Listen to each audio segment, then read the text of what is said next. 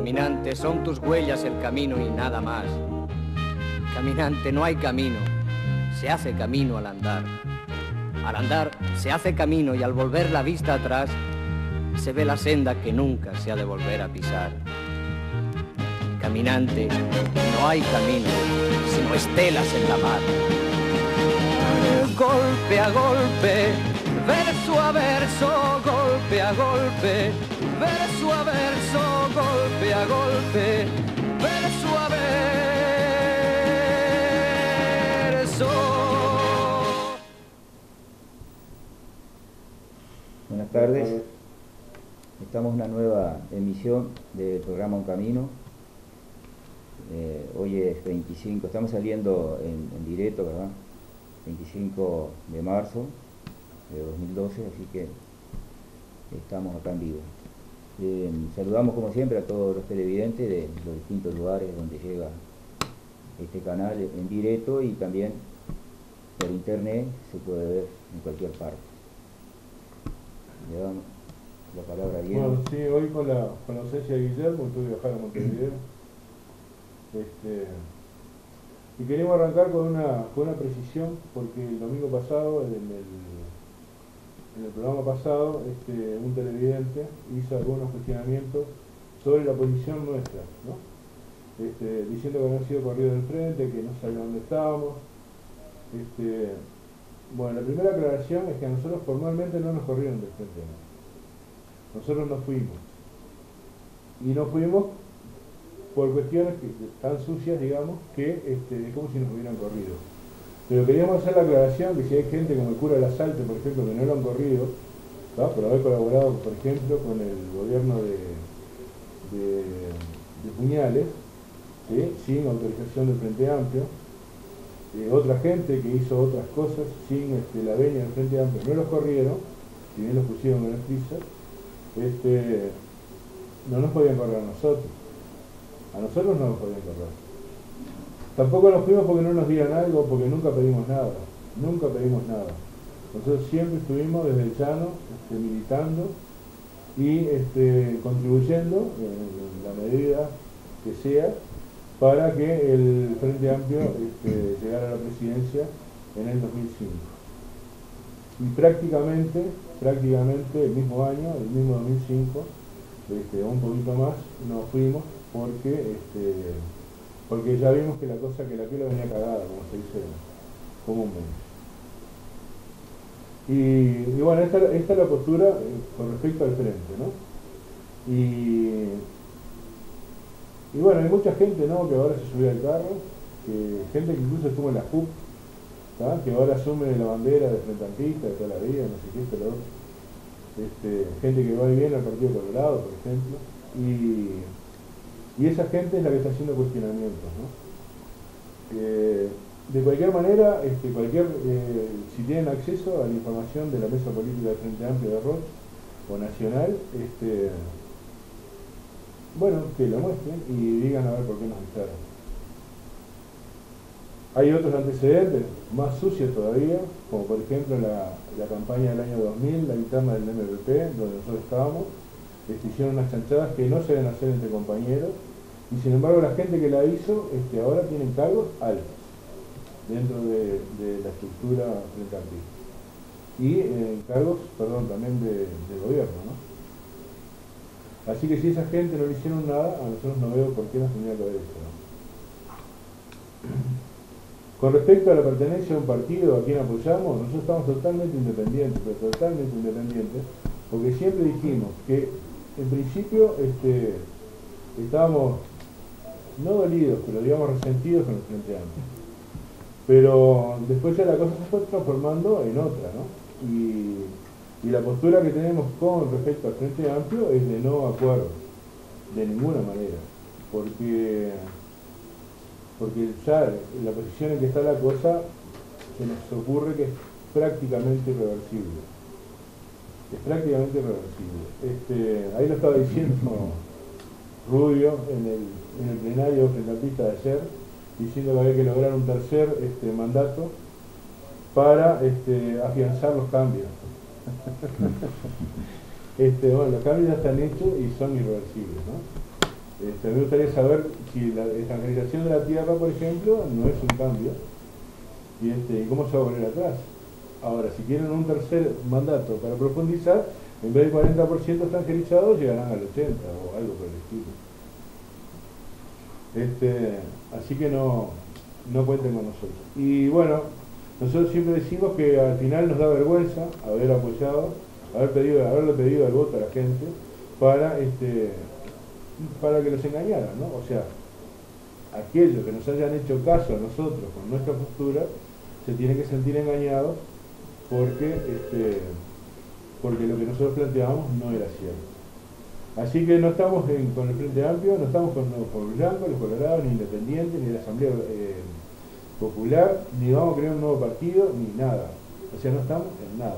Lo que le estamos diciendo a la gente desde este programa es tratar de pensar juntos, de razonar juntos y no comernos todas las pastillas que nos tiran. ¿Tá? Es un programa, claro, no es de hacer amigos, obviamente, pero la postura yo creo que está bastante clara, que es el análisis de la realidad con un análisis político y ir más allá de lo que dicen el periodismo o los analistas, que son una manga de cacahuetes como no se ha visto, ¿no? Salvo los que están en la oposición, que bueno, está eso sí. Pero lo que se tienen de independiente o periodismo independiente, eso es una mentira, porque no hacen más que hacerle trabajo sucio a esta gente. Por eso es lo que queríamos aclarar y bueno, lo que no se puede probar es que nos hayamos ido porque nosotros queríamos cargos y no nos dieron cargos. Eso es imposible de probar. Ahora, la gente que nos conoce se puede dar cuenta que sí, nunca pedimos ningún cargo y los cargos que obtuvimos, chicos o medianos, digamos, los ganamos con la militancia y con militantes. No fue un acuerdo de superestructura. No fue un acuerdo que decía con el otro que se junta por ahí y decían una cosa. Es más, a mí personalmente cuando me propusieron hacer un MPP paralelo en La Paloma, dije que no, obviamente. Y de eso hay testigos. No sé si le darán lo que hay que tener para reconocerlo, pero fue así, ¿no? Bueno. Bueno, no, sí, yo que soy un poquito más viejo que Diego y Guillermo, ya lo he dicho en alguna oportunidad, empecé a militar teniendo 11 años con una ignorancia de un 99% de lo que era la política, pero como mis hermanos más grandes también se habían enganchado y justo era un año de elecciones cuando yo tenía esa edad, y salíamos a hacer pegatinas, por ejemplo, yo salía con ellos, y era propaganda del Partido Comunista, cuando el Partido Comunista iba solo a las elecciones, ni siquiera iba junto con el Partido Socialista.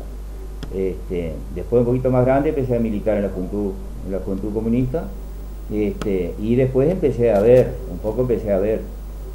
solo, porque todo aquel influjo que hubo de la Revolución Cubana y todo eso, a muchos jóvenes, que en ese tiempo éramos jóvenes, nos hizo ver muchas cosas de distinta manera, ¿verdad?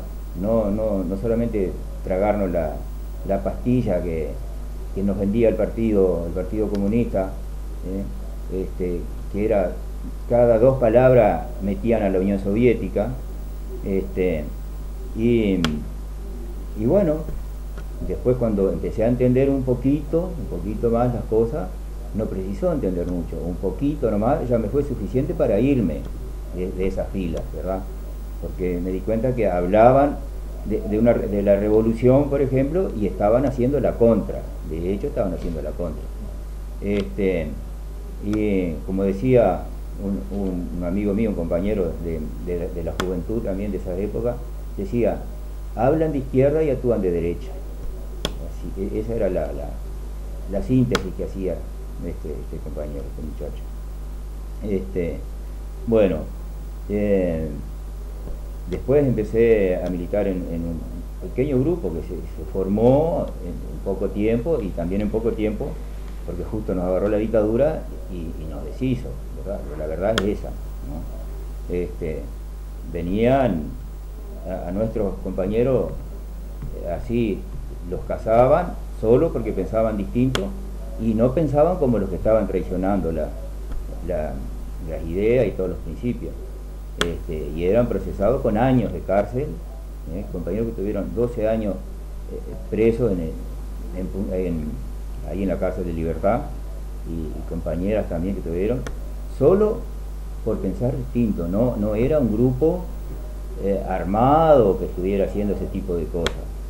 Era un grupo de opinión política y de ideología.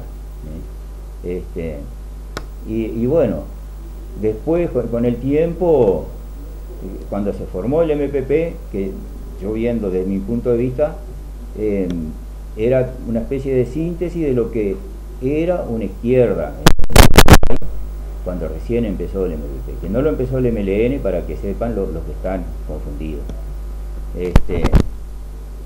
Después sí, o parte del MLN se adueñó de ese movimiento. Bueno, y empecé a militar. Ahí fue cuando empecé a militar en el frente a través de ingresar al MPP, porque me parecía, y era algo distinto al principio, era algo distinto. Después, como todo, los tipos empiezan a probar la papa y se entusiasman y ya no les importa nada de lo que dijeron ayer. Bueno, también me fui del MPP primero y después me fui del Frente Amplio. Y también me decidí a militar en el Frente Amplio en gran medida porque entendía que el Frente Amplio tenía que ganar, no se podía seguir con ese juego de bueno, cada que no lo voto porque no sé qué van a hacer, y después que pasó la elección dice, tenía que haberlo votado, mirá, ganaron los colorados, ganaron los blancos y todo sigue igual. Bueno, para desengañarnos, a ver qué iban a hacer, y tenía esperanza, no grandes esperanzas. Por algo dentro del frente siempre estuve militando en los grupos más chicos, y cuando el MPP se hizo grande, ahí me tuve que ir, porque ya era imbancable estar adentro del MPP. Y bueno, pero no tenía grandes esperanzas de que hicieran grandes cosas, pero de que alguna cosa medio como la gente iban a hacer. Estas entregas que han hecho del país, venderlo así de a pedazo para cualquiera que venga porque tiene plata, cualquier multinacional, y todo esto que están haciendo, no, la verdad que no me imaginé que iban a hacer eso, no me imaginé que iban a hacer ese tipo de cosas. Tampoco pensé que iban a hacer terribles cambios, porque no estaba ni dentro de la forma de pensar de los mandones, digamos, de los que siempre están en la cabeza de los grupos políticos, pero tampoco pensé que iban a hacer semejantes desastres. Bueno, también me fui del Frente Amplio, nadie me echó, a mí nunca nadie me echó de ningún grupo. Entonces, eso uno, no fui a llevar formalmente a pedir mi baja o con un papel escrito a decir me voy del frente, no hace falta, todos ellos saben que me fui del frente. Por eso cuando alguien dice que no se echaron, bueno, queremos aclarar eso porque a nosotros nadie nos echó.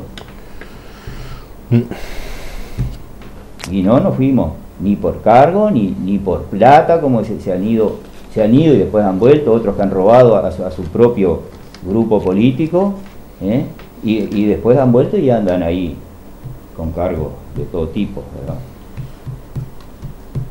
Pasa un tiempo y los mismos que han robado su partido después ya no lo robaron, ahora ya no son lo que era. Todo cuestión de conveniencia.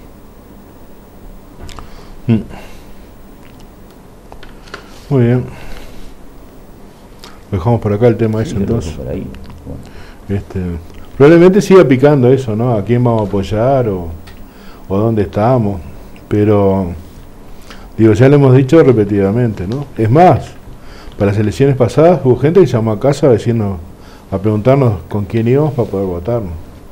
No fue mucha gente, obviamente, pero alguna gente fue. Y lo que queremos recalcar es eso, ¿no? Que no estamos en ningún partido ni creemos que vamos a estar en ningún otro. Bueno, y otra cosa que ya lo hemos dicho, pero no está nunca de más decirlo de nuevo. que lo que está en juego acá también no es solamente un partido político, es el sistema político. Sí. Entonces también nosotros teníamos esperanza de que si el Frente ganaba y hacía las cosas bien, como había que hacer, aún dentro de este sistema perverso se podía salir adelante y cambiar un poco todo este manejo. Bueno, eso no se ha tocado, sigue intocable, sigue igual, y bueno, y con este sistema político salir a pedirle votos a la gente es, sí, ya de entrada engañarlo. Y después de lo que nosotros venimos diciendo de la gestión del Frente Amplio en el gobierno, ¿verdad? Entonces ahora ya podemos decir, están todos en el mismo juego, ya no hay un partido distinto, están todos en el mismo juego, y lo único que le interesa es el voto de la gente y después hacer con ese voto lo que a ellos se les dé la gana.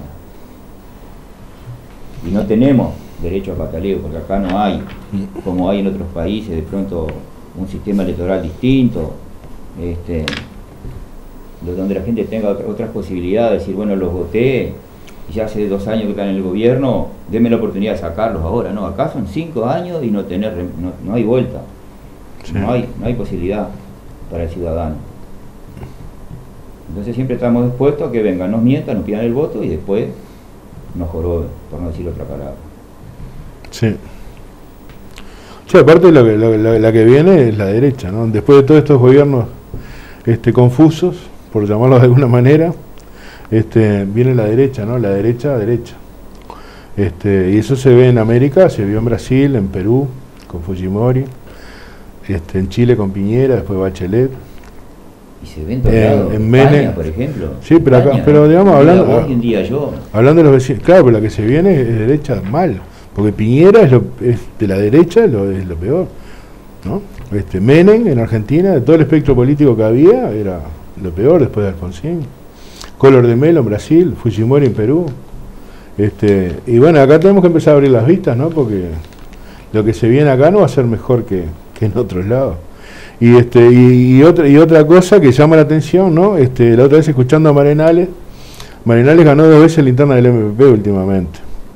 Lo pasan como alambre caído. Decían que iba a haber la juventud con él, no sé qué, una sarta de historias medias raras, ¿no? Entonces, hablando del nuevo presidente, del perfil del nuevo presidente o presidenta del Frente Amplio, decía que no podía ser alguien digitado, que la gente se iba a ir, que no iban a militar más, que no sé qué, que tenía que haber renovación. Y y el MPP postula a Agassi. Sí. Agassi postula. Renovación. Y aparte por ello, o sea, es el único de los 4 candidatos que hay, es el más sectorizado, es el del MPP. Entonces ahí uno también se tiene que preguntar, ¿no? ¿Para qué sirve ganar una interna en el MPP si no te dan pero ni 5 de bola? Porque ni 5 de bola. Todos los arreglos que te están haciendo con esto de los candidatos a presidir el Frente Amplio son todos acuerdos de cúpula. Yo pregunto, de los 4 candidatos que hay, Castillo, Javier, Rubio y Agassi, ¿cuál está propuesto por las bases? Que se supone que son el 50% de la fuerza política. Yo pregunto, ¿dónde está? Agassi lo postulan a Mónica Javier, a Castillo, a Rubio, tal vez el más cúpula de todos sea Rubio, el que tenga menos base de militancia, ¿no? Sea Rubio. Esos son todos acuerdos de cúpula, se arreglan entre ellos. Y cuando no hay acuerdo, cuando no hay consenso, como en el caso del MP, van y ponen el de ellos, y chao. Y se terminó. Entonces suenan mucho más ridículas las posturas de Marenales, el viejo Marenales, como si fuera un referente, y a mí todas las cosas que ha dicho me han parecido, bueno, algunas cosas muy estúpidas, ¿no? Pero otras son mentiras, directamente son mentiras. Es un engaño a la gente. Es el que más engaña a la gente, porque le está diciendo, porque los otros no dicen nada, no hablan de militancia, ¿no? Agassi no habla de militancia, Rubio no habla de militancia, Mónica Javier no habla de militancia, no habla de las bases. Sí. O sea, en definitiva es el peor. Y fue el que ganó la interna del sector mayoritario del Frente Amplio. Y todas las cosas que dice, desde hace, no sé cuánto que está ganando, pero hace como 4 o 5 años que ya han ganado un par de internas. Y no lo toman en cuenta absolutamente para nada. ¿tá? Entonces, pero claro, tiene como un halo de virtud militante, que no sé de dónde la saca, y es una referencia, ¿no? O está designado ahí adentro para jugar. Para hacer eso, papel, claro, sí, bueno, en definitiva claro, está haciendo ese papel. Es una especie de enganche. Pues yo me acuerdo cuando ganó la otra vez la primera interna del MP, la primera que ganó él, y hablando con compañeros de acá, gente joven, por ejemplo, así, y andaban entusiasmados, ¿no? Porque ahora ganó, dice, que incluso no sé, lo habrán votado, ganó Marenale, no sé qué, que es distinto, no sé cuánto, y bueno, entonces cumple esa función. Si no hubiese estado con esa historia Marenale, esos muchachos no lo hubiesen votado, por ejemplo, ¿viste? No hubiesen votado a nadie del MPP. O sea que ya cuando les queda el último, para aquellos que ya se están yendo, siempre como antes decíamos de los partidos blanco y colorado, ponían un rastrillo de izquierda. En las elecciones siempre ponían un rastrillo de izquierda, porque aquellos que les estaban por ir decían, pero mirá, este es distinto, mirá, ¿viste? Vamos a votar a este, no nos vamos a ir. Ha nacido una esperanza. Y claro, nos quedamos un tiempito, por ahora no nos vamos. Bueno, esto es la misma, le han copiado la técnica a los veteranos de ese tipo de cosas. Sí, la verdad que es bueno, es lamentable. Agassi, hay que acordarse que Agassi, que fue ministro de Ganadería, en un foro que se hizo el año pasado acá en Rocha, que lo convocó la Comisión de Fomento Rural, se asombró la cantidad de tierra extranjerizada que había. Y Arana, que fue otro de los que concurrió, quedó estupefacto.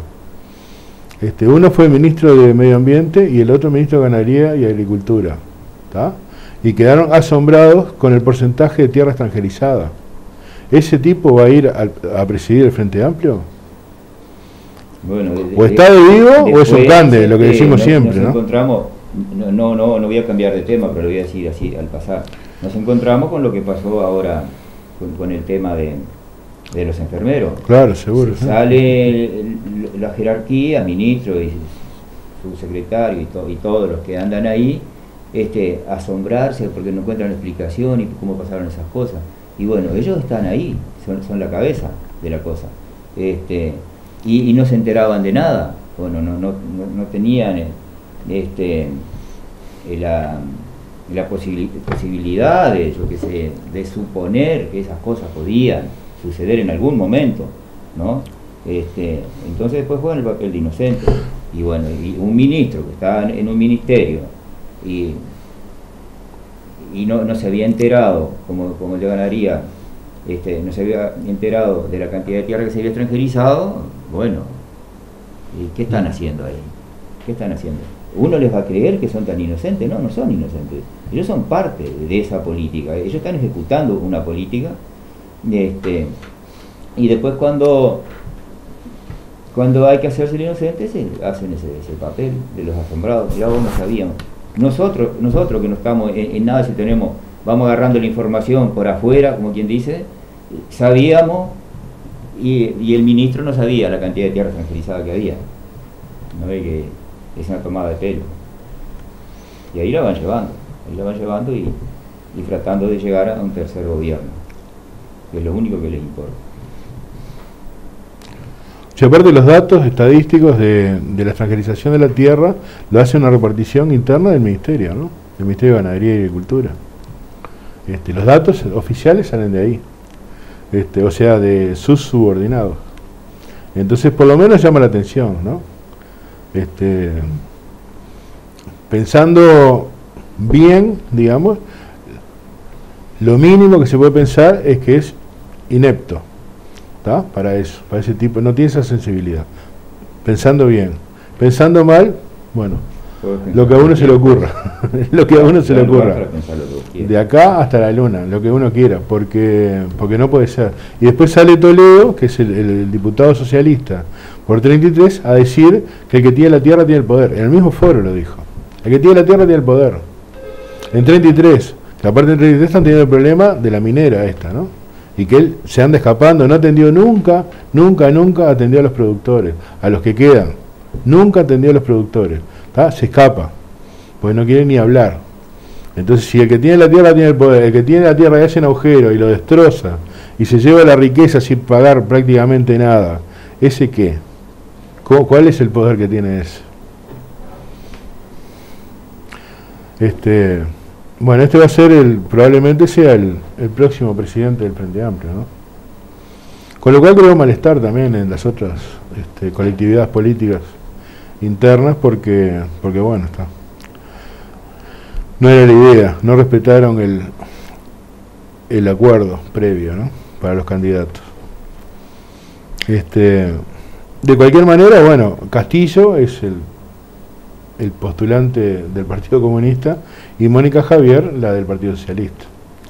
La que no se puede decir a quién pertenece es Rubio, porque la verdad que la vertiente está dejando de existir y no se puede decir que sea el representante de la vertiente arribista el presidente del Frente Amplio. Pero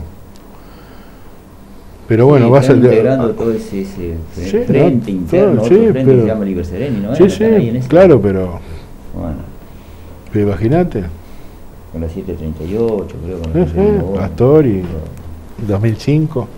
No, 5005. Sí, uno al estar afuera, viste, muchas cosas ya de esas se me escapan. Nebulosa. Sí, son medio ahí. Entraron en la nebulosa.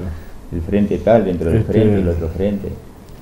Claro, pero habían hecho un acuerdo, ¿no? Que fuera algo de consenso, que no fuera sectorizado, o tan sectorizado. El MP dice que hizo el intento, y que no anduvo la cosa, por eso lo ponen a Gassi. Porque Mujica creo que dijo, ¿no? Que si no ponían no sé qué, no ponían a nadie.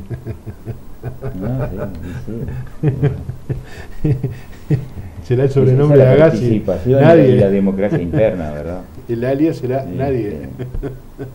Sí, ayer escuchaba a la Topolansky hablando de este tema y decía que bueno, que como lamentándose que si era elegido presidente del Frente Agassi, que el MPP perdía, porque seguro el hombre es senador y si al estar presidiendo el Frente ya no iba a estar de senador, y la función tan importante que cumple ahí adentro iba a ser una pérdida para el MPP. Y también, bueno, como que llamaba a los Frente Amplistas a participar, como que esto era un ejemplo, no sé, tan grande de participación y de democracia interna. Y bueno, ¿cuál es la participación que van a tener? Votar a uno ahí que después se va a andar dando dique, que es presidente del Frente, y nada más. A eso le llaman participación.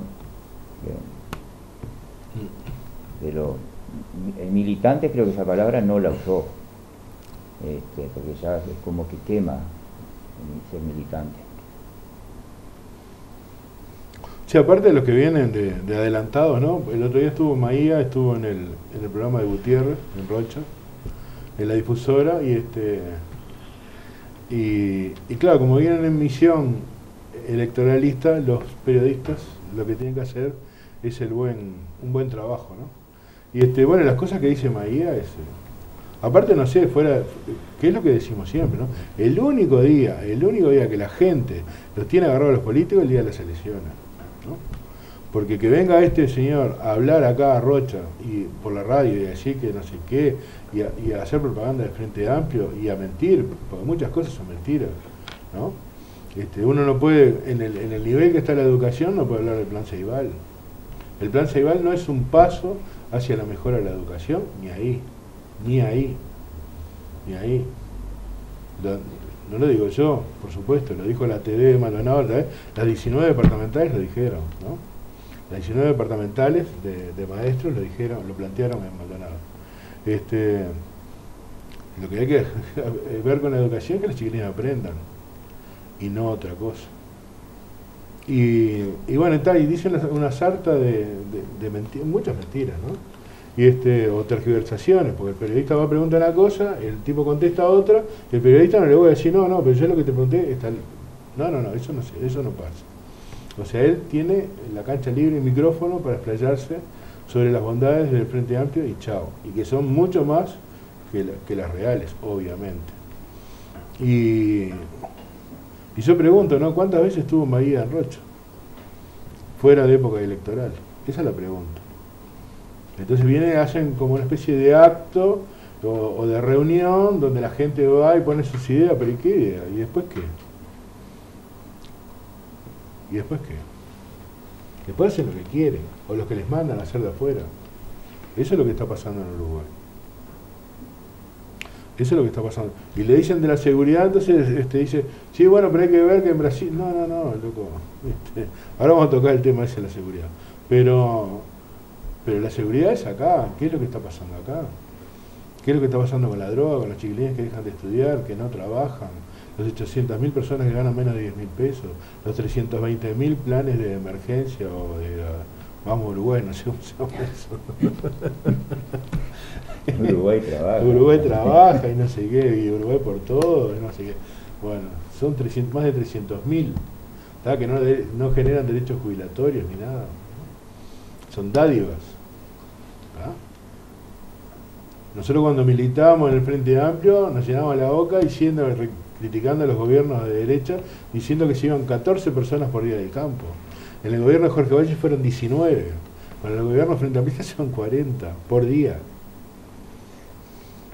¿Tá? De 14 pasamos a 40. ¿Y qué nos vienen a decir estos fenómenos? ¿Qué es lo que vienen a decir? ¿Tá? Por supuesto el periodista no le pregunta eso. El periodista no le pregunta, pero ni ahí eso. ¿No? Es como si vinieran y hablaran de educación y en ese momento se estuvieran descubriendo o sentando las bases de una charla de educación. Lo que está pasando, los datos, eso no corren. Con la seguridad, con la salud, con la educación, eso no. La tranquilización de la tierra. Ayer estaba escuchando en la radio sobre el tema de los enfermeros. Estaban entrevistando a Solari, el que fue ministro del gobierno de Sanguinetti, ¿no? Alfredo Solari.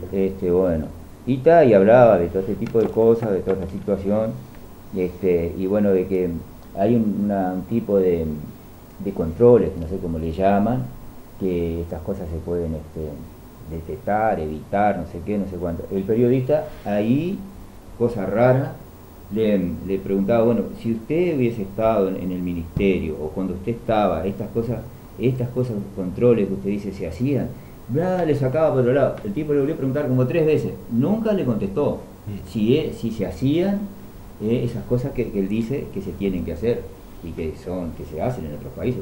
Yo no me acuerdo la definición técnica, qué palabras usó, pero era algo de controles y cosas para que no sucedieran este tipo de cuestiones como sucedió acá en Uruguay ahora.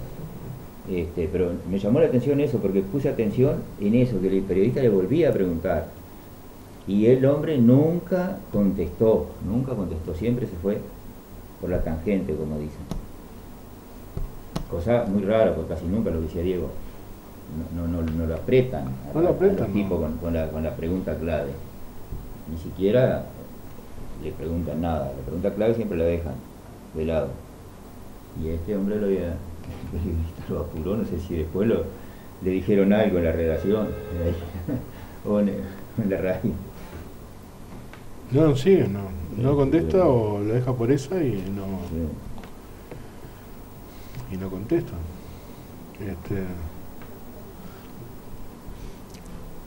Con respecto a eso, no sé si pasamos al tema de la salud también, porque está enganchado una cosa con la otra. Sí, pero está medio enganchado, como se dice. Pero en determinado momento le preguntan a un jerarca, cómo era que había pasado esto, habiendo habido una denuncia de una enfermera a la dirección del hospital. Entonces el tipo fue con Emiliano Cotelo. Emiliano Cotelo le hace esa pregunta, ¿no? ¿Cómo puede ser que habiendo una denuncia a la dirección del hospital siga ocurriendo esto? Pues la denuncia fue hace meses. Y entonces dice que lo que pasa es que en Uruguay está muy arraigado aquello de que si uno denuncia a un compañero es un botón y no sé qué. Pero muchachos, justamente acá está pasando lo contrario. ¿Quieren enterarse cómo es la cosa? Lo digo sin ningún tipo de problema. Y estuve 20 minutos. Así que llama un poco la atención, ¿no? Llama un poco la atención que se tenga esa desidia, ese desprecio por la gente, esa humillación hacia la gente. Vamos a poner de vuelta el caso que pasó el otro día en el hospital de clínica, hace un mes, una cosa así, ¿no? Desaparece un enfermo, ¿Tá? Y hacía 3 días que estaba muerto en la terraza, se había caído del piso número 12, se había caído y estaba lleno de moscas en la terraza. Una mujer salió por la ventana, no sé si fue un enfermero, una funcionaria, ¿qué? Miró así para abajo y estaba el tipo allá abajo, reventado. Hacía 3 días que no estaba. La gente entra y sale de los hospitales públicos, por lo menos, que es lo que más conozco. Entra y sale sin ningún tipo de control, pero sin ningún tipo de control. En el hospital de Rocha, en el hospital en el Pasteur, en el Maciel, uno entra y sale sin ningún tipo. Digo, después que uno está ahí adentro algunos días, ya se sabe perfectamente cómo hacer para entrar si quisiera entrar, obviamente. Por dónde y para hacer lo que se le ocurra, obviamente. ¿No? Entonces no puede asombrar esto. Y que después se diga que eso es responsabilidad de todos. A mí no me pagan para ser director del hospital ni para ser ministro. Hay gente que es responsable, que está cobrando y que se supone que sabe cómo manejar la situación. ¿Tá? Como en otras cosas dicen, es responsabilidad de todos. ¿Qué va a ser responsabilidad de todos? Es responsabilidad de ellos, de este gobierno y de los funcionarios que pusieron ahí. ¿Tá? ¿Cómo puede ser que estén hablando de 600 casos? 600. Aumentaban las estadísticas y los tipos no dan pelota. Se pasa del 3% de mortalidad al 12%, no dan bola. Es lo mismo.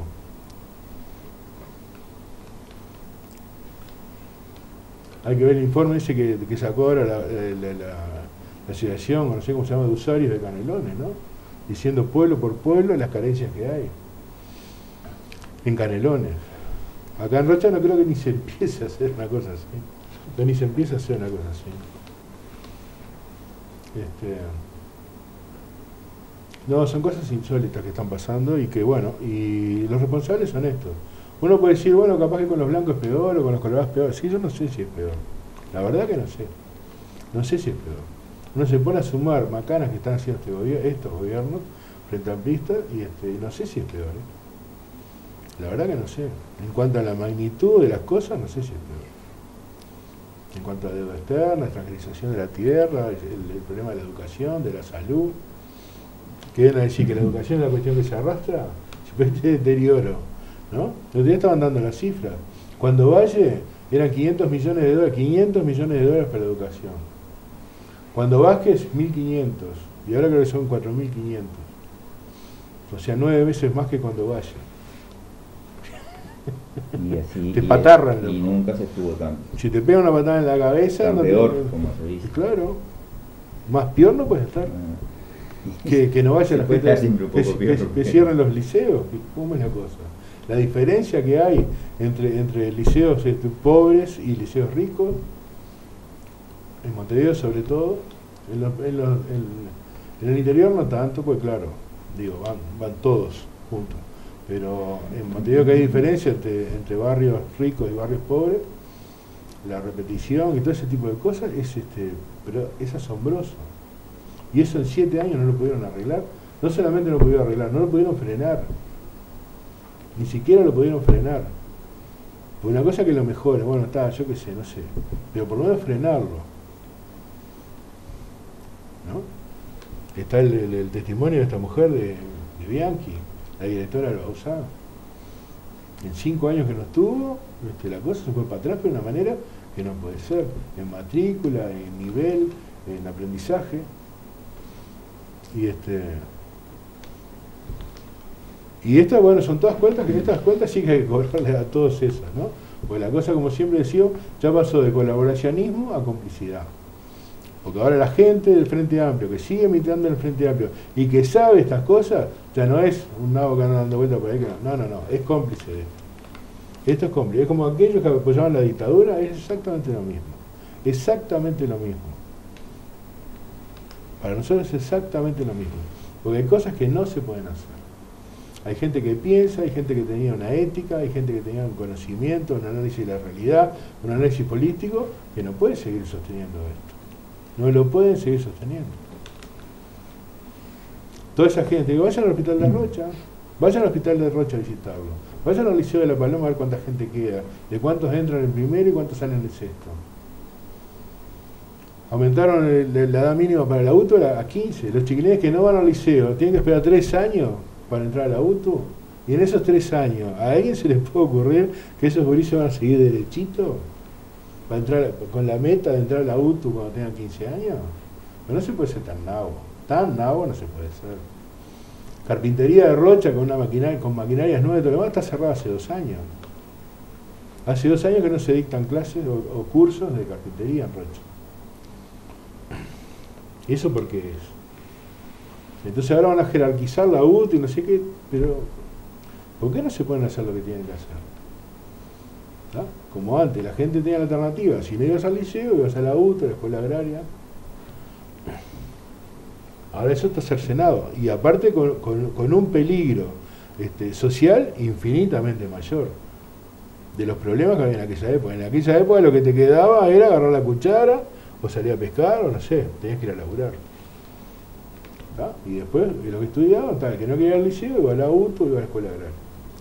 Y si no, ibas a laburar. Pero ahora, no.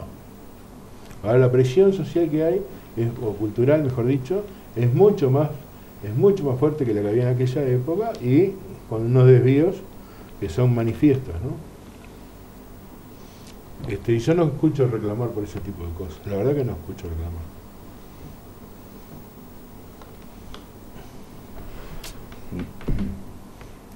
Ahí una cosa que me parece, no sé, me da la impresión, que es algo que hemos venido señalando hace bastante tiempo, es la actitud de los gremios, hablando en general, ¿no? No vamos a... bueno, vamos a atender una llamada.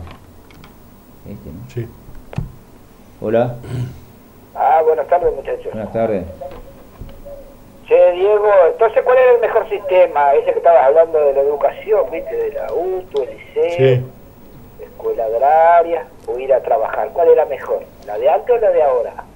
Para mí, digamos... Que antes teníamos... Para, déjame explicarte. Bueno. Déjame explicarte. Explica. Escúchame, antes teníamos eso, como tú dijiste, sí. Como íbamos a estudiar, o a los 13 años, yo arranqué a los 13 años, no me arrepiento ni... pero orgulloso de ser como soy. Escúchame, ¿viste? Pero hoy parece que los gurises tienen que estudiar sí o sí, y resulta que la educación, escúchame, no seas malo. Yo no sé si en tercer año del liceo sabe la tabla del 9. Capaz que de repente le preguntas a algunos, no saben en qué año nació Artita, y están en sexto. La salud, hace tiempo, yo creo que te había comentado personalmente, aparte, ¿viste? Como capaz que te acordás que yo tuve, va a ser 1 año y pico, mi madre grave en el hospital, que después falleció. Creo que te comenté que había cada cucaracha de noche que eran capaces de uno subirse a caballo de ella. A los pocos días miro en el Facebook, dice, el diputado fulano de tal oficialista visitará el hospital local. Pero fue ese día.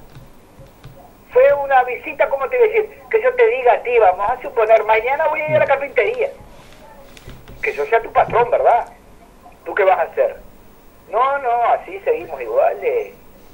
Igual o peor que blancos y colorados. Entonces, ¿sabes qué tenemos que hacer?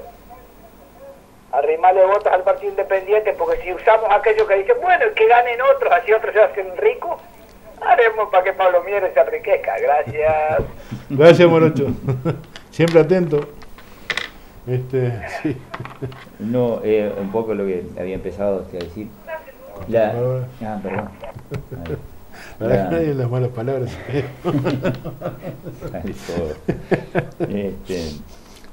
La actitud de los gremios en general, ¿verdad? Y me parece a mí que, como en el caso de la enseñanza, será tal vez porque desde el gobierno todos han tenido que reconocer el desastre que hay en la enseñanza, ¿no? Como que han salido a reclamar un poco también, ¿verdad? Varios liceos y centros de estudio que los mismos docentes dijeron, no vamos a dar clases, ¿verdad? En las condiciones que está local y todo eso. Y que un tiempo atrás, o sea, yo no puedo creer que esos mismos docentes que estuvieron el año pasado, el otro, no vieran cómo esos locales se están viniendo abajo. Que hay lugares que dicen, se están cayendo de a pedazos, y se han caído en alguna oportunidad, que no han matado a alguien porque justo no había nadie ahí abajo. Y no hacían un paro, no hacían una medida, no hacían una protesta, porque por lo que nos parece a nosotros, que estaban enganchados detrás del partido de gobierno. Y bueno, si te verán los blancos, los colorados, cualquier otro que no tuviera la influencia que tiene el Frente en la directiva de los gremios, estarían haciendo algo, protestando, tomando medidas, reclamando. Entonces salieron a reclamar cuando ya no había más quien aguantara, ni siendo de tu propio partido que esté gobernando.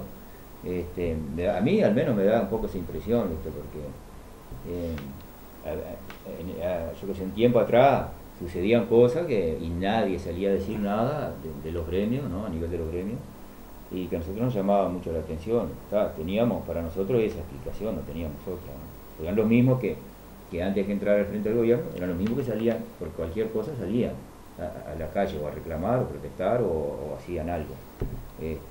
Fue a asumir el frente, las mismas cosas se siguieron agravando y nadie decía nada. Como que ahora me parece que un poquito por cansancio, no sé por qué, porque ya insoportable se ve la situación, han empezado a salir de nuevo. Así que bueno, también por ese lado se puede ver alguna responsabilidad en todo esto tan pésimo que está pasando con la educación. Y todo ese sistema, lo que decía Diego de la UTU y todo eso, yo siempre lo he visto así desde que hicieron aquellos cambios en la enseñanza que tenías que tener tercero de liceo, creo, o 15 años para entrar en la UTU. Yo decía, por un lado está bueno que el muchacho tenga una mejor formación, digamos, para aprender un oficio, que no sea solo ir a aprender a agarrar un torno o una máquina y trabajar. Pero yo fui a la UTU también en los años, en el 61, en el 60, 61 creo que entré a la UTU, y no era tampoco todo tan así que solo ibas a aprender a agarrar un martillo. Habían 5 o 6 materias que no eran solamente ir a agarrar un martillo. Y bueno, eso se cambia, pero había otra posibilidad, porque yo, por ejemplo, yo no quise ir al liceo. Mi padre quería que fuera, le digo, no voy a ir al liceo porque no me gusta el liceo, quiero aprender un oficio. Bueno, fui a la UTU. Pero tenías la chance de salir a la escuela y iba a la UTU. Ahora, salir de la escuela, no tener 15 años, ni tener tercero del liceo, ni contención, y andás por ahí vagando por la calle, loco, porque que tu padre te va a atar, te va a tener acá dentro de la casa, no te va a tener, y hay todo ese espacio. ¿Qué se hace con esos chicos? ¿Qué hay para ellos? Por ejemplo, si no quiere no quiere hacer el liceo y quiere hacer la UTU, pero tiene 3 años perdidos ahí en el medio, ¿qué hace? Bueno, yo estoy de acuerdo que puedan adquirir un mejor nivel de educación siendo una persona que va a aprender un oficio para trabajar como un obrero, pero que no los dejen esos 3 años tirados, pues esos 3 años quedan tirados, los gurises quedan tirados, ¿no?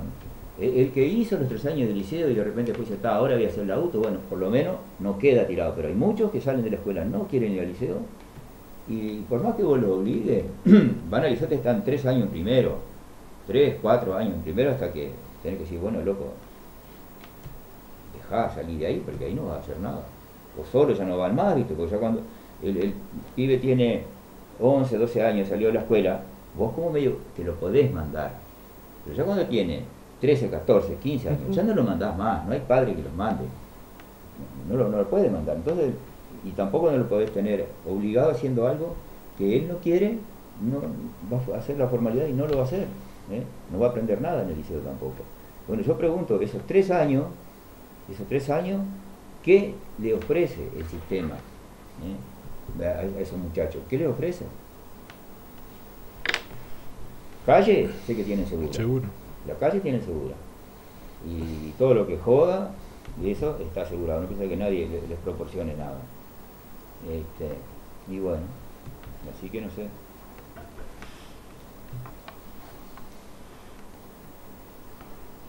Sí, acá claro se hace una transposición de países desarrollados a países, pues se firman convenios, ¿no?, sobre los derechos de niños, los adolescentes y todo lo demás.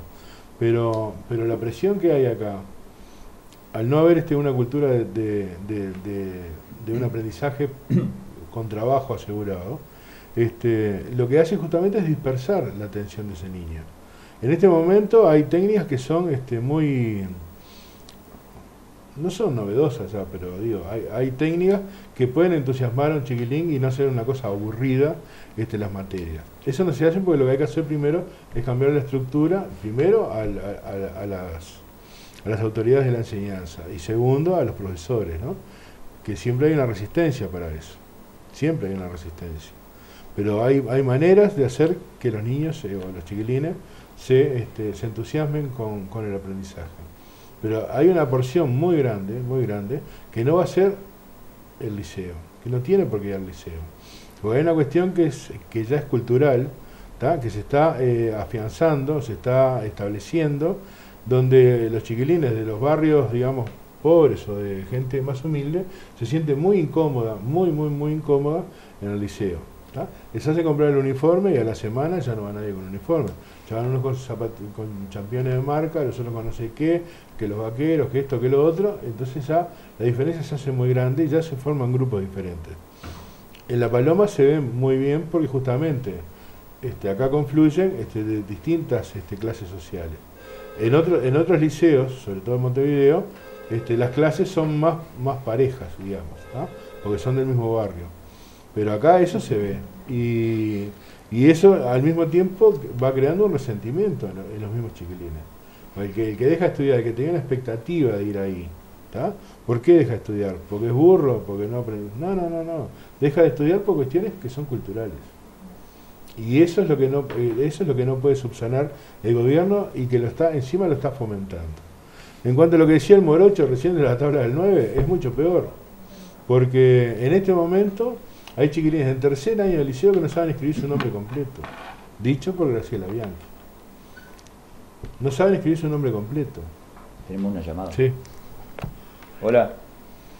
Hola. Sí, está en el aire. Hola. Gracias, compañero. Primeramente, para saludarlos, porque sinceramente me interesa mucho dicha audición y lo que ustedes dicen. Pero en esas cosas a veces uno no concuerda totalmente. Lo digo como dirigente sindical de la enseñanza, pues, referido al análisis o puntualizaciones que el compañero ha dicho. Primera cosa, que quede clarito, los sindicatos de la enseñanza no somos ni reformistas, ni economistas, ni cooperativistas. Es más, la definición política de los sindicatos de la enseñanza es de independencia de clase con diferente lucha según el gobierno de turno. Usted se imaginará, compañero, que no es lo mismo luchar contra un gobierno como la del Partido Colorado o el Partido Nacional que era el Frente Amplio. Son cosas totalmente diferentes. Son situaciones totalmente diferentes y nosotros totalmente diferentes. Nosotros actuamos de forma científica en este mundo. No quiere decir que haríamos para darle un ejemplo, no nos casamos con nadie, pero también decimos las cosas como son. Y para que vean que es así, nosotros, por ejemplo, somos los que hemos primeramente denunciado que la promesa del presupuesto del 4,5% que el Frente Amplio hizo en la campaña electoral no lo cumplió. Mejor dicho, lo cumplieron, pero ¿qué pasó? De esa bolsa de dinero del 4,5% sacaron plata para el INAU, para la escuela militar, para la escuela naval, etcétera, etcétera, etcétera. Perdón que les haya interrumpido, compañero, pero lo de ustedes es muy bueno. No, es un gusto que llame, que participe.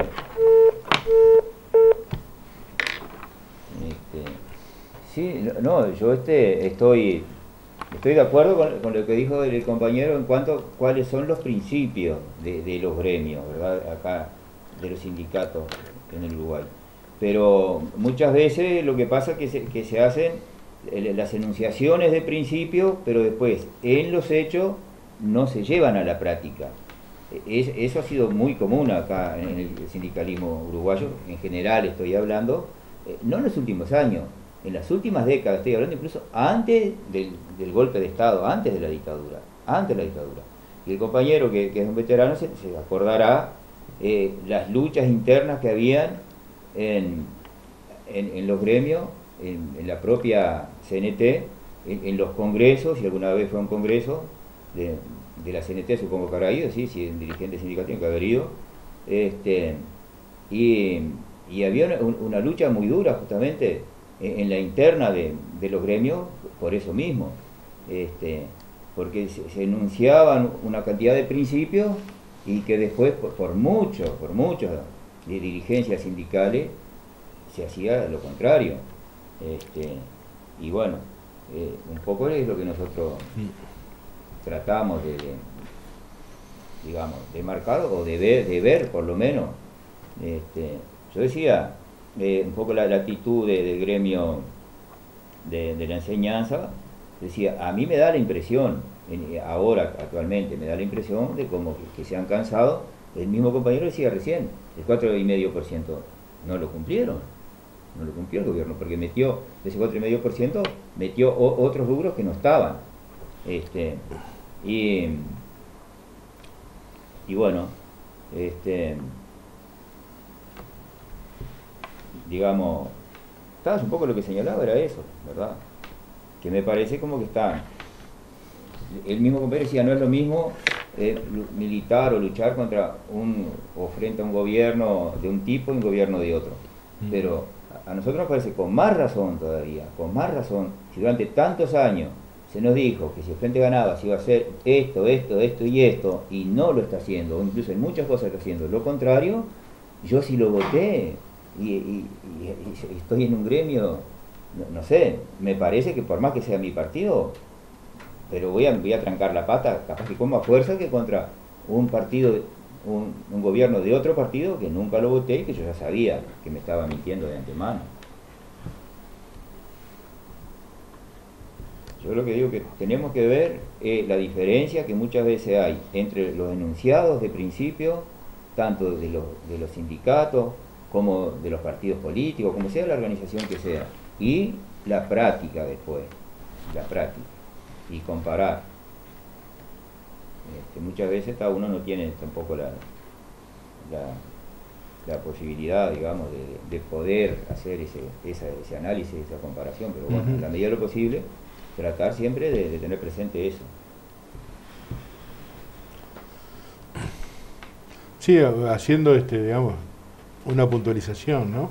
Un par de preguntas. Primero, ¿cuánta gente de extracción sindical está ocupando cargos de dirección en la enseñanza? Esa es la primera pregunta. Hay varios que usaron de trampolín la cuestión sindical para acomodarse en cuestiones en empleos de jerarquía. Y después lo otro, yo sé que las cifras no son simpáticas, pero bueno, son cifras, ¿no? Hasta el año 2009, de 2005 al 2009, había un incremento en el salario real de los profesores, de los profesores, de un 45%. ¿Está?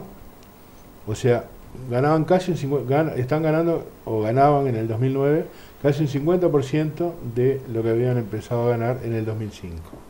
Sin embargo, la conflictividad, o mejor dicho, el ausentismo por cuestiones sindicales pasó del 4 al 18%. O sea, pese a que estaban ganando el 50% más, se cuadruplicó el ausentismo. Pero el ausentismo sin cuestiones sindicales, solamente ausentismo pelado nomás, pasó de 200.000 horas en el país a 1 millón. Se quintuplicó. Y eso es una cosa que estamos viendo toditos los días, ¿tá? Mi hija el año pasado, no, el anterior, iba a Rocha, porque se pudrió el Liceo de la Paloma, se iba a Rocha y tenía hora a séptima. Tenía 6 horas libres. Se venía. Y aparte con toda razón, no puede estar 6 horas tirada en Rocha. Una chiquilina de 16 años, 17. No puede estar tirada ahí. Tantas horas. ¿Tá? Y eso nosotros lo vemos, o yo por lo menos, como padre, responsable, lo vemos como un desamparo a las chiquilinas, ¿no? Muchas veces dijimos que con la cuestión de la enseñanza, la pelota estaba en la cancha de los profesores. Y me parece que sigue siendo así.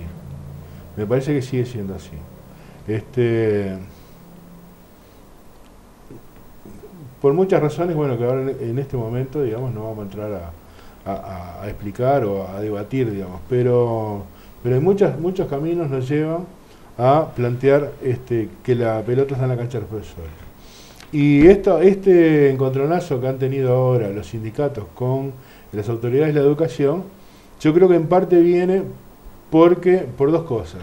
Una, la del presidente decir que hay que volver a los programas de ¿cómo se llamaba de Colorado? Rama, ¿tá? Eso es una que, bueno, es pisar callo. Y la otra es que estas autoridades no tienen absolutamente nada, tanto es así que adoptan el ProMejora, ¿tá? Como una posibilidad, porque no tienen nada. Para tener algo, tienen que tener. Se ponen duros y los dos gremios, FENAPES y ADES, ¿tá? Bueno, al final creo que perdieron el conflicto porque tuvieron que arrancar con las clases y todo eso. Y el Estado lo adopta, ¿no? Sean 20 liceos, 30 liceos, digo, no importa. Pero están adoptando un sistema o un programa, ¿tá? De estudios que viene de extrapartidario. Entonces, si antes la ley, esa trucha que hizo Tabaré Vázquez, donde no consultó a todo el mundo y hizo lo que quiso, la tenía encajoneada, no funcionó. Ahora no solamente no funciona la ley, no tiene alternativa a la ley, sino que no tiene alternativa de programa. Entonces la cuestión se va a encarajinar más adelante. Es obvio que se va a encarajinar más adelante. Ya sea por el lado de los profesores, por el lado de los chiquilines, por el lado de la sociedad o por el lado de las autoridades. Y no vemos que haya una hilación en esto, ¿no? María Simón, que estaba al frente de varios proyectos que por lo menos estaban dando continuidad a la cosa, porque ella fue ministra de Educación y después estaba subsecretaria, por una cuestión interna de sectores, la sacan y lo ponen al peludito, ¿cómo se llama? Álvarez creo que se llama, ¿tá? De subsecretario del ministerio. Y allá fue todos los proyectos que tenía María Simón. Digo, yo no sé si eran malos o buenos, yo lo que digo es que tiene que haber una continuidad. Que se demuestre que sea malo, que se demuestre que sea bueno. Pero no puede ser por una cuestión sectorial política, ¿tá? Se abandone a uno o a otro. Pablo Álvarez fue el que le dijo no sé qué a Graciela Bianchi, que tuvo que ir a pedirle disculpas al liceo. No me acuerdo bien qué fue lo que dijo, pero hizo una metida de pata, ¿no? Dijo una cosa que no podía decir. Y lo mandaron a pedir disculpas y tuvo que ir a pedirlas. Entonces acá se ve que pesan más, siguen pesando más las cuestiones sectoriales que las cuestiones profesionales, ¿no? ¿Y dónde está aquello que iban a ir los mejores y los más honestos? Eso no lo vamos a olvidar nunca, ¿no? En el frente, los que iban a ocupar cargos iban a ser los mejores y los más honestos. Ni lo uno ni lo otro. Bueno, ahí hay un ejemplo de los enunciados y los hechos, ¿verdad? Porque se enuncia una cosa y después en los hechos se hace lo contrario. Claro, seguro. Cuando hablamos de deshonesto no significa una cuestión de guita, ¿no? Que sean chorros. No, es la deshonestidad de no saber o hacer las cosas mal. Bueno, todo eso.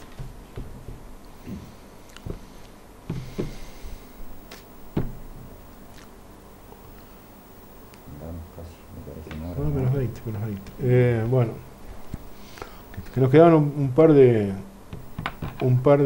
temitas.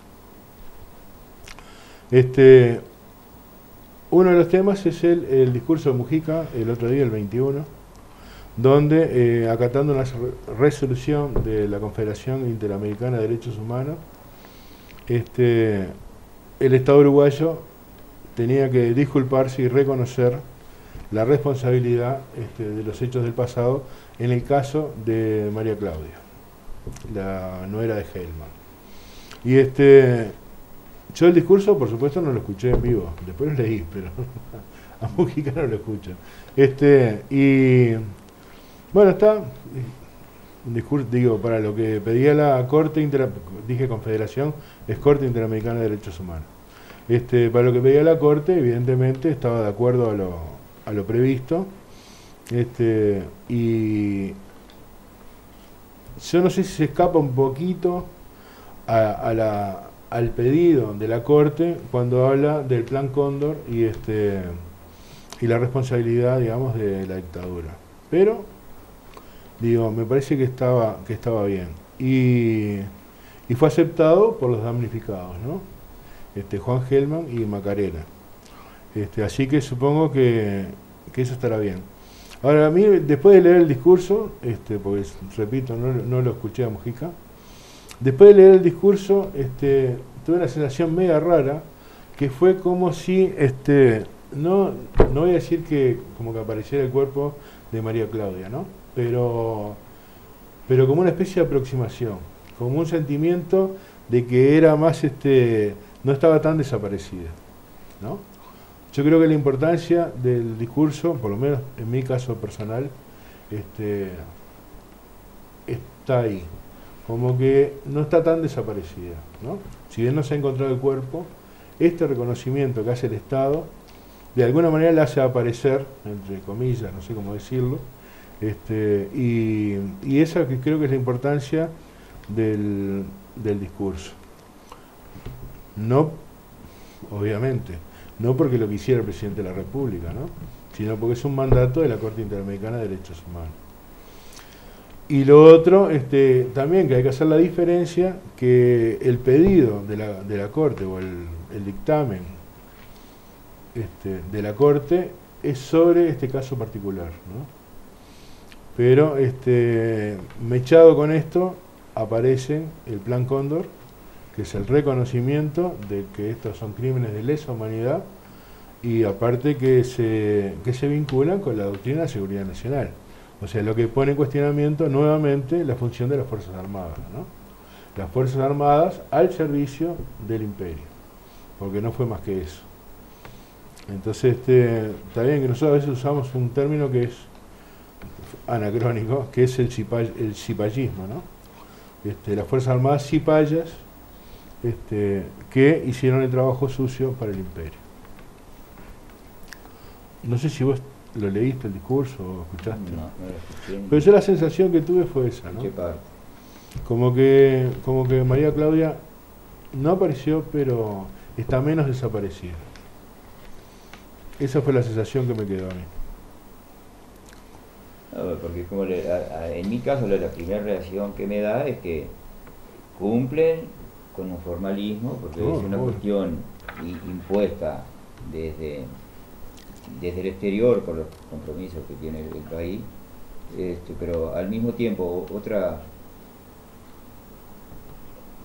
cosas que también la ley de impunidad o de caducidad, para llamarla elegantemente como la llaman los que la hicieron, también tampoco es reconocida a nivel internacional, ¿verdad? Es como algo, no sé bien cómo lo definen, pero como algo que está mal. Y teniendo la posibilidad de anular esa ley, el Frente Amplio en el gobierno no lo hizo. Entonces ha ido prolongando toda una situación, y a lo que uno puede ver, o por lo menos la impresión que uno tiene, es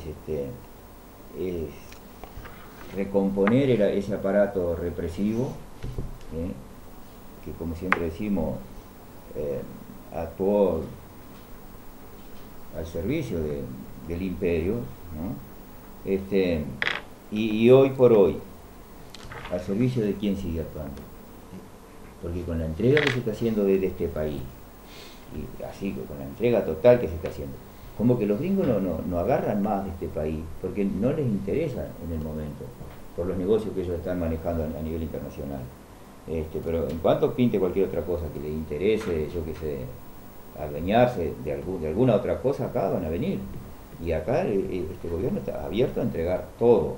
Entonces, y una cosa que uno lo ve día a día, el afán de recomponer ese aparato represivo. Más que nada a los ojos de los ciudadanos, de que lo empecemos a ver como algo distinto. No, este no es el aparato represor de la dictadura. Y claro, falta que esté la dictadura nomás instalada. A ver cuál es la diferencia. Y qué es lo que hay que defender acá, que tanto se afanan en revitalizar un aparato represivo, porque es eso. Y bueno, la posibilidad que tenía de por sí solo, digamos, el gobierno, hacer lo que tiene que hacer en el tema de los derechos humanos, no lo hizo. Y hizo esto, está obligado, porque bueno, si no cumplía con eso, que era una orden, como quien dice, por los compromisos internacionales que tiene, bueno, no sé qué hubiera pasado, sanciones supuestamente no hubiese tenido, pero alguna repercusión jodida a nivel internacional iba a tener.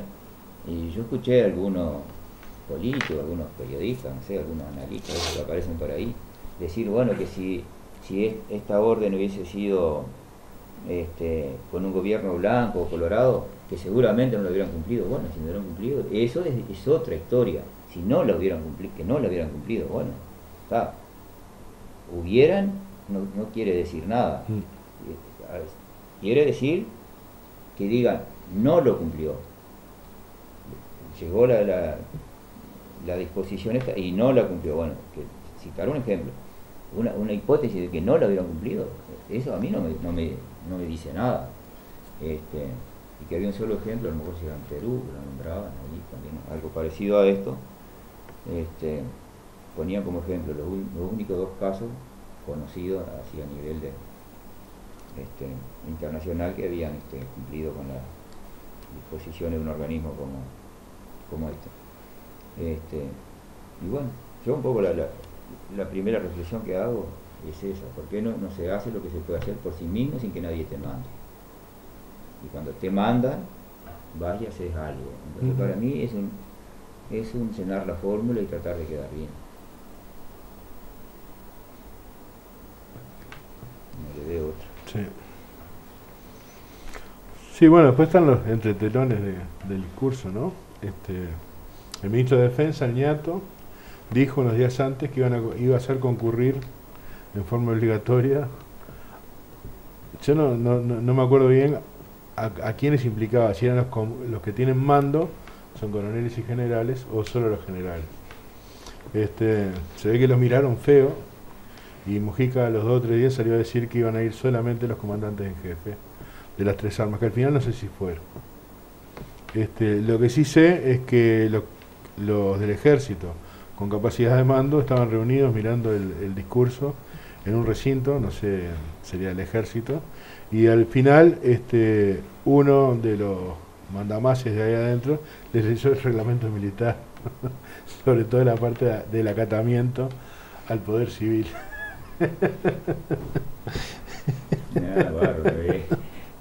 Le dijo, bueno, no es cómico porque es trágico, tranquilo muchachos, tranquilo que acá dice que, sí, tenemos que acatar mostrar el decreto, como decía el sí, cuento del decreto, sí. Al zorro. Sí, bueno, sí, eso. Patético, digo, claro, sí, no, es horrible. Que ellos Sí, vengan será a leer eso, a decir eso, y no tienen. Ellos mismos, No sí tienen será. Bueno, y creo que por este lado nada más de lo que ha pasado.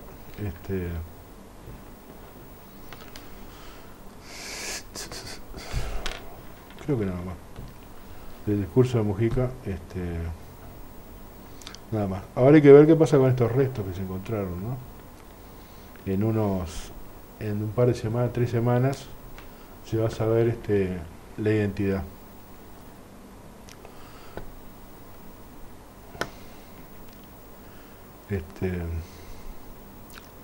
Bueno, Sí, y las especulaciones quedaron medio quietas, ¿no? Ya no sí, no, no, lo del anuncio de presidencia de Bordaberry, sí.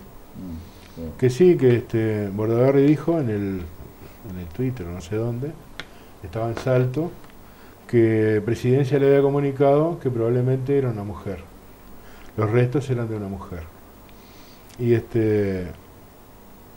dice, y bueno, Brecha salió a decir que no era oficial eso, pero Bordaberry dijo que normalmente, o que era usual, que en estos casos la presidencia los tenía informados permanentemente y que esto no escapaba a otros datos de otras situaciones similares anteriores. Así que bueno, es una transgresión, digamos, a un mínimo de norma ética, que hace callado la boca hasta que el equipo técnico diga lo que tiene que decir, ¿no? Y bueno, es muy común. Y hay que acordarse, sí, que Brecha hace poco tiempo dijo que el tema de los derechos humanos no le importaba a nadie, ¿no?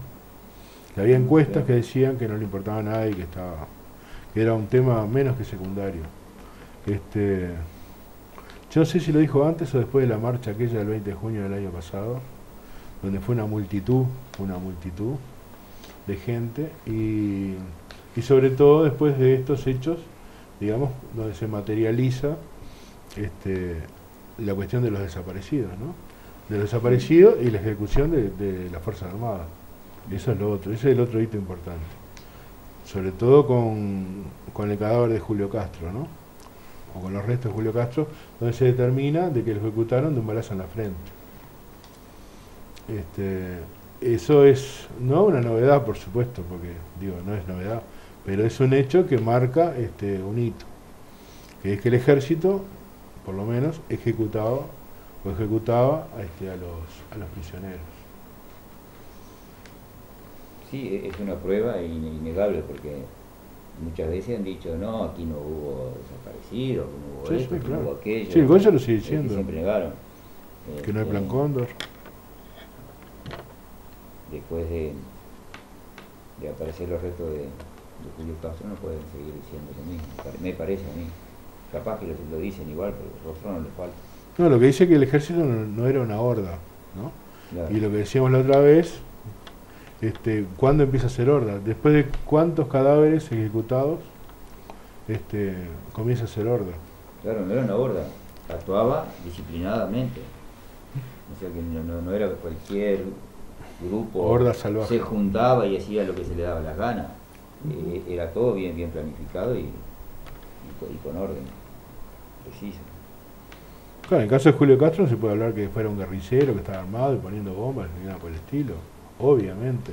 Y en el caso de María Claudia tampoco.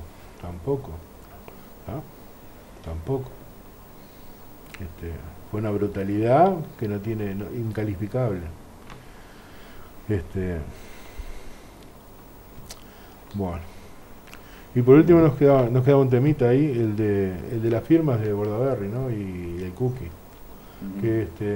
Que ayer, sábado 24,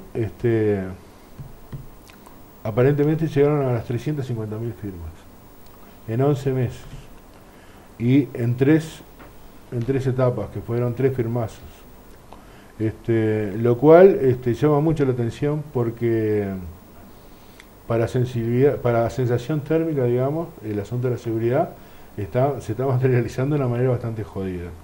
350.000 firmas, o sea, 100.000 más de las necesarias. Eso es lo que dijo la comisión esta, no sé cómo se llama. Y le hicieron en 3 etapas, 3 firmazos, ¿no? Y evidentemente hay hay 2 cosas acá. Evidentemente hay una sensibilización con el tema de la seguridad, que estén errados o no estén errados, con el asunto de la imputabilidad, eso otra discusión, pero por lo menos es una especie como de voto castigo esto, ¿tá? La gente está firmando contra la insensibilidad del gobierno de no arreglar la cuestión de la seguridad. Chao. Y por otro lado, el engrandecimiento de la figura de Bordaberry. El cookie se prendió también, pero bueno, digo, acá el gran ganador me parece que es Bordaberry. Y bueno, al que le caiga el sayo que se lo ponga. Es así. Y ahora están pechereando, obviamente, ¿no? Ya la propuesta al gobierno es que el gobierno saque la ley, ¿ah? Una ley negociada con la oposición, porque si no van a ir a plebiscito.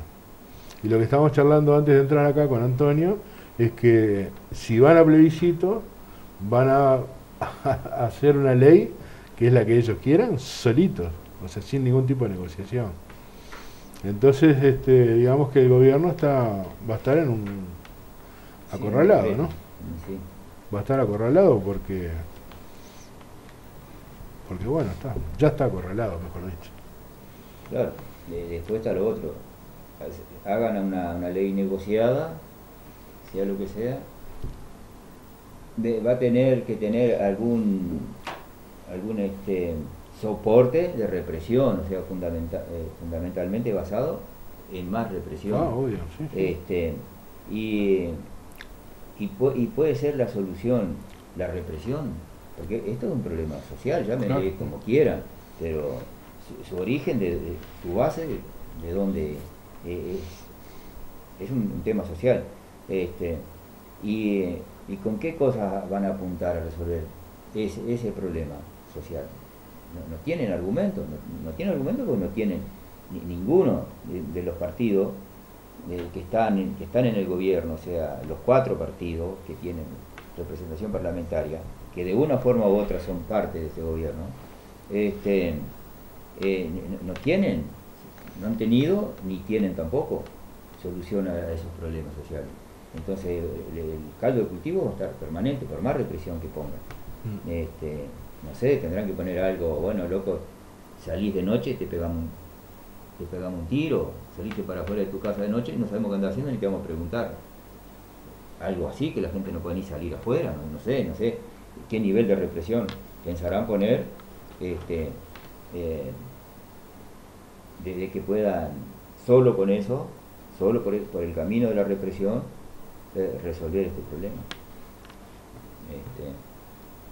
Y bueno, va a ser un arma, porque si llegan a ese acuerdo, que seguramente capaz que van a llegar, porque hoy por hoy como vienen las cosas, no es de dudar mucho de que si se va al plebiscito, de que lo ganen. Obvio. No hay mucha posibilidad de ponerse a discutir, no, que van a ganar, porque algunos decían, no, que van a juntar la firma. Bueno, ellos dicen que juntaron 350.000, se va a saber en cuanto vaya a la corte y se verifiquen las firmas si es verdad, si es mentira. Yo no les veo qué necesidad tienen de ponerse a mentir una cosa que dentro de muy poquito se va a saber que es mentira. Si son 100.000 firmas las que juntaron, y están diciendo 300.000, bueno, ¿qué ganan políticamente? Pierden. Así que bueno, no tengo por qué dudar de que hayan juntado esa cantidad de firmas. Y bueno, me acuerdo cuando algunas veces desde la izquierda, digamos, salimos a juntar firmas por esto, por aquello, a veces costaba juntar las 250.000 y con miles de militantes. Para la transgeneración de la tierra se juntaron 70.000. Y bueno, no se llegó, y para otras cosas no se llegó tampoco. Sí. A la firma. Sí, la firma para anular la ley de ¿Por qué? impunidad. Bueno, porque la gente no estaba sensibilizada seguramente Sí. lo suficientemente del tema, porque gente para salir había a juntar la firma. Sí. Así que bueno, veremos a ver qué pasa con esto. Sí, bueno, van a tener que negociar. Si andan en esa firma, van a tener que negociar. Ya el año pasado, cuando, digo, una cuestión intuitiva nomás, no es porque uno sepa, pero a veces viene gente a pedirle la firma a uno que dice, bueno, la cosa se está corriendo, ¿no? Porque hay gente que no, impensable no, que llama la atención que esté juntando firmas para un tema como ese. digo, sin poner ningún tipo de juicio, ¿no? Obviamente. Digo, si alguien se siente inseguro, tanto da que sea comunista como que sea independiente, si te matan un hijo, yo qué sé, no, eso no tiene bandera, obviamente. La cuestión es el espectro, atravesó todos los sectores políticos, evidentemente. Y acá va a haber otro asunto, si se llega al plebiscito, es que la gente que se identifique con el plebiscito y tenga que ir a votar en una votación simultánea de plebiscito con elecciones presidenciales, yo no sé si lo ponen en la lista de Bordaberry. Porque es un ganchito que está ahí. O sea que es otra cosa que va a tener que tener en cuenta el Frente Amplio para negociar esto de la ley de bajar la imputabilidad antes de llegar al plebiscito. Porque pueden llegar a ser mucha gente, sí, ¿no? Es lo que hablábamos hoy, después de gobierno que vienen con una careta de izquierda y hacen todo al revés, ¿qué viene después? ¿Viene la derecha? Derecha. No viene la derechita esa del No, medio, no. viene Derecha. radical. Claro. Y bueno. Y sí, lo peor, digo, también en Argentina también pasó con Menem, pero de cualquier manera se aguantan entre peronistas. Pero acá todo este trabajo sucio que hizo el Frente Amplio, con todas estas cosas que está haciendo de las zonas francas, tranquilización de la tierra, o sea, dejar todo librado a las manos de las multinacionales, perdonarle el cobro de 2.300 millones de dólares de impuestos, 2.300 millones de dólares en un año, ¿tá? Todo esto está generando que cuando venga un gobierno de derecha, por lo menos repique eso, ¿no? Echarlo para atrás no lo va a echar. Yo no creo que nadie, ningún gobierno de derecha acá diga, no, che, ahora los extranjeros tienen que empezar a devolver a venderlas para los uruguayos. Eso no va a pasar. Lo de la soja no va a pasar. Lo de las zonas francas no va a pasar. Lo de tanta cosa que están haciendo. Y ese es el gran peligro que estamos viendo, porque que se viene a la derecha, se viene a la derecha. Y yo creo que si esto es así, esto de las 350.000 firmas, si es así como está planteado, es muy peligroso. Es muy más allá de la justicia, de que la gente quiera justicia, o que le hayan pasado cosas, o que a algún vecino le haya pasado, o a algún pariente, independientemente de eso. Yo no estoy hablando de la sensación de cada uno. Yo lo que estoy diciendo como hecho político y social del país. ¿Tá? Me parece que va a ser importante. Si es así, esa cantidad de firmas va a ser importante. Me parece. Las van a entregar con una cadena humana. Sí, ¿no? Eso está buenísimo. Imagínate, ¿dónde va a empezar la cadena humana? Y 350.000 son... algún carrito debe ser. Sí. ¿No? Che, bueno, no sé, estamos ahí en la hora. Creo que estábamos en hora bastante pasadito. Sí, nadie está libre de ser presionado, ¿no? Cuando me estaba viniendo para acá, mi hija me dice, le digo, che, me voy para el programa, no sé qué. Dice, mandame un beso, dice, al aire. Le digo. Dice, y decí que es mi cumpleaños. Bueno, ya lo dijiste y me mandaste. No es. No era. ¿Qué va a hacer? No. Quiere confundir a alguna amiga, algún amigo que le vayan a festejar. Quiere regalo, quiere fiesta, bueno. Está bien. Che, bueno. Quedamos por acá. Nos estamos despidiendo entonces por hoy. Y esperamos verlo, o que nos vean, mejor dicho, el próximo domingo a la misma hora y en el mismo canal. Y bueno, muchas gracias por estar del otro lado y la participación, obviamente. Muchas gracias. Muchas gracias, buenas tardes.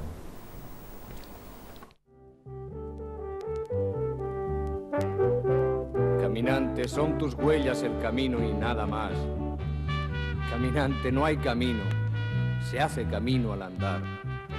Al andar se hace camino y al volver la vista atrás se ve la senda que nunca se ha de volver a pisar. Caminante, no hay camino, sino estelas en la mar. Golpe a golpe, verso a verso, golpe a golpe, verso a verso, golpe a golpe, verso a verso.